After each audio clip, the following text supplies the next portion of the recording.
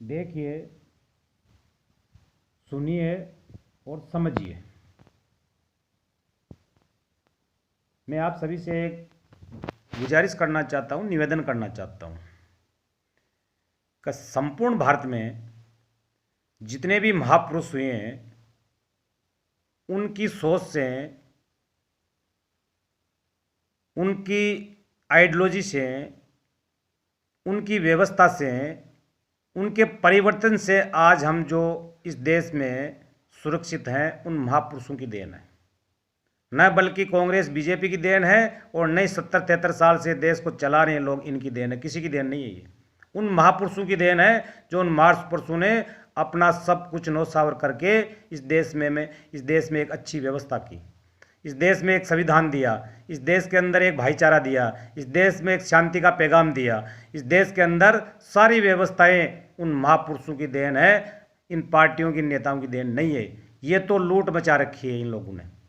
यहाँ पे संपूर्ण भारत में जो भी पार्टी आती है, जो भी दावा करती है, जो भी व्यवस्था की बात करती है, एक भी आज तक का इनका दावा, इनका जो वादा है वो पूरा नहीं हुआ। ये देश में भ्रष्टाचार फैलाने के सिवाय और कुछ नहीं कर रही है।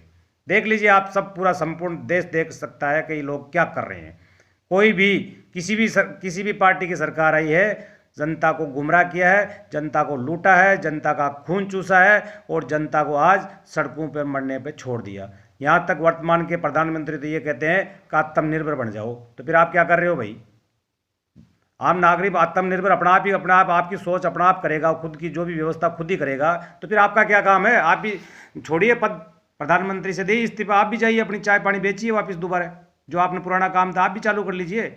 लेकिन इस देश में जो महापुरुषों ने किया वो किसी ने नहीं किया। मैं आपको साफ साफ कहना चाहता हूँ कि इस देश में सबसे बड़ा योगदान रहा है ज्योतिबा फुले जी का, सावित्रीबाई फुले का, बाबा साहब भीमराव अंबेडकर जी का। ये 3 महापुरुष ऐसे इस देश में हैं जो पढ़ाई, शिक्षा, महिला का उत्थान, महिला को शिक्षा का जो व्यवस्था वो सावित्रीबाई फुले ने की। किसी सरस्वती जी ने नहीं की, सावित्रीबाई फुले ने की थी। हिंदू कोड बिल बाबा साहब अंबेडकर ने ला करके महिलाओं को बहुत बड़ा एक सम्मान दिया। आज जो भी महिलाएं, चाहे वो किसी भी वर्ग की है, किसी भी कैटेगरी की है, उनके लिए आदर्श बाबा साहब भीमराव अंबेडकर है। जो आज आप पटवारी से लेकर राष्ट्रपति तक बनकर बैठी है, जो आप चपरासी से लेके आप IAS PCS तक बनती है, वो बाबा साहब भीमराव अंबेडकर की देन है, किसी की देन नहीं है। ये इन सरकारों की देन नहीं है, चाहे कांग्रेस की सरकार है, चाहे बीजेपी की है, चाहे कोई अन्य पार्टियों की सरकार रही, इन किसी की भी देन नहीं है। ये बाबा साहब भीमराव अंबेडकर साहब की देन है, ये संविधान की देन है।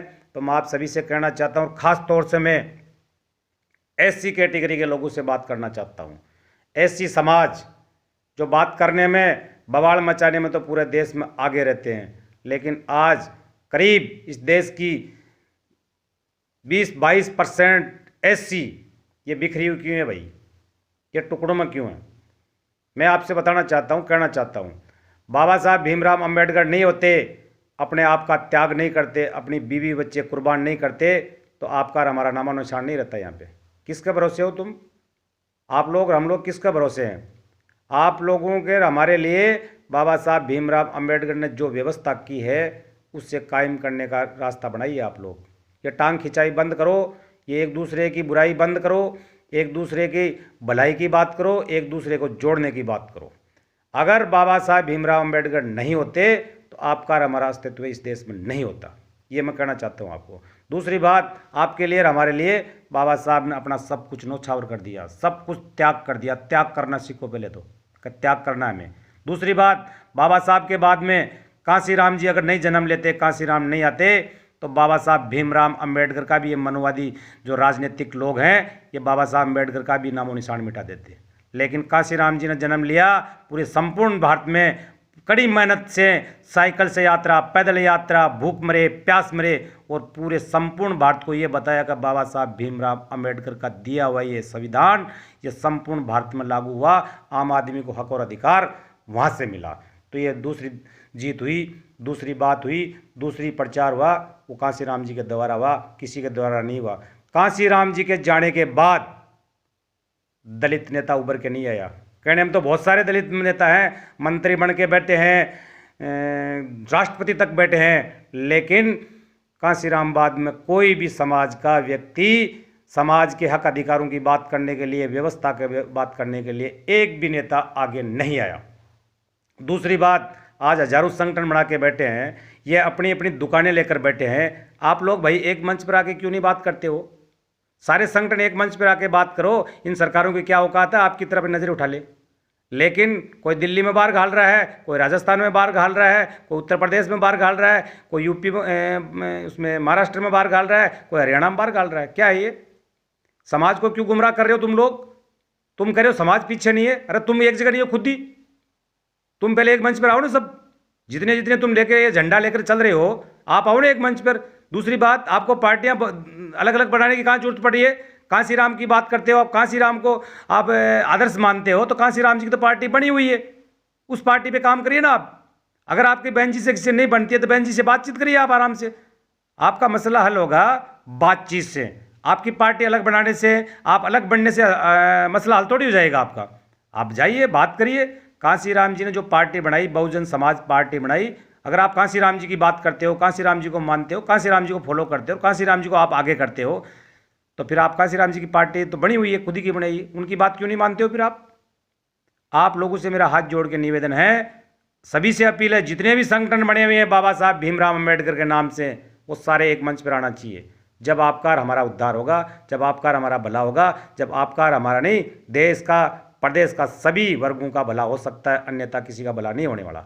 आप ये अलग अलग जो आप टीमें लेके चल रहे हैं, ये कतई ठीक नहीं है। आप एक मंच पे आओ, सभी एक जगह बैठकर, सारे संगठन उनके जो पदाधिकारी हैं वो एक मंच पर बैठ करके सही दिशा समाज को दिखाएं और सही रास्ता चुने, तब भला होने वाला है। अलग अलग रहने से तो किसी का कोई भला नहीं हो सकता।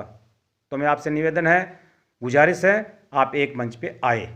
दूसरी बात, मैं एक राजस्थान से विलोम करता हूँ। राजस्थान के प्रदेशवासियों को कहना चाहता हूँ, ऐसी समाज को, खास तौर से ऐसी समाज को, हालांकि मैं सभी समाजों की बात करता हूँ, सभी समाजों की साथ रहता हूँ, सभी समाज को साथ लेना चाहता हूँ, मुझको अलग हटके बात नहीं करना चाह रहा हूँ, लेकिन मैं ऐसी परिवार से हूँ तो मैं एक बार ऐसी समाज से बात करना चाहता हूँ कि ऐसी समाज में हमने 5-7 साल से कड़ी मेहनत करके 2 व्यक्तियों को हमने आगे किया राजस्थान में। सबसे पहले जो हमारे भाई हैं, हमारे परिवार से हैं, ऐसी परिवार से, हमारे परिवार से, विनोद जी जाखड़, यूनिवर्सिटी राजस्थान जयपुर से। दूसरी हमारी बहन जो हमारे परिवार से हैं, हमारी बहन है पूजा वर्मा जी, अध्यक्ष राजस्थान विश्वविद्यालय यूनिवर्सिटी जयपुर से। हम लोगों को बहुत बड़ी खुशी हुई कि कांसीराम जी के जाने के बाद में हमारे राजस्थान में 2 बच्चों ने जन्म ले लिया है।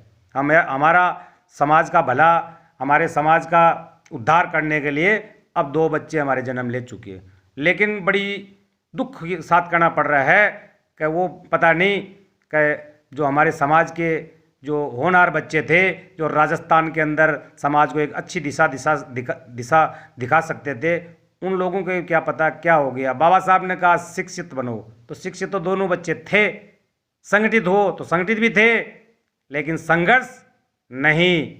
संघर्ष का नाम आया तब कांग्रेस की गोद में बैठ गए जाकर के। ये बड़े दुख की बात है।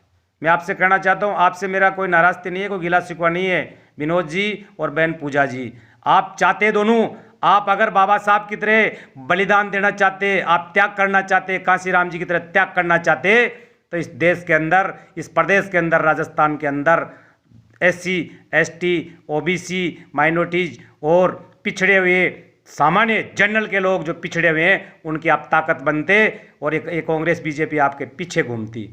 ये मैं आपको कहना चाहता हूँ। आपने बहुत बड़ा गलत किया है समाज के साथ में, बहुत बड़ा धोखा किया, मैं कहना चाहता हूँ आपको। क्यों, क्या चाहते हो आप लोग? आप शिक्षित हो, आप संगठित भी थे, संघर्ष क्यों नहीं किया आपने समाज के लिए? वो थोड़ी करेंगे आपके लिए, कांग्रेस बीजेपी संघर्ष नहीं करेगी। हमने आपको फिर आप उसी पायदान पे पीछे छोर पे ले जाकर छोड़ दिया समाज को। ये आपके लिए, आपको मैं कहना चाहता हूँ। तो मैं ज़्यादा नहीं कर करके आप सभी से निवेदन गुजारिश करना चाहता हूँ कि सभी वर्गों के लोगों को साथ लेकर के एक अच्छी यहाँ से शुरुआत करें, एक अच्छी यहाँ से नींव रखें आप, ताकि सभी वर्गों का, सभी इंसानों का भला हो सके। संवैधानिक व्यवस्था जो हमारी देश की है, जिसकी जितनी भागीदारी उसकी उतनी हिस्सेदारी, वो इस देश में व्यवस्था है, वो होनी चाहिए। 73 साल में नहीं हुई, लेकिन वो अब होनी चाहिए। ये मैं आपको कहना चाहता हूँ। जय भीम, जय भारत।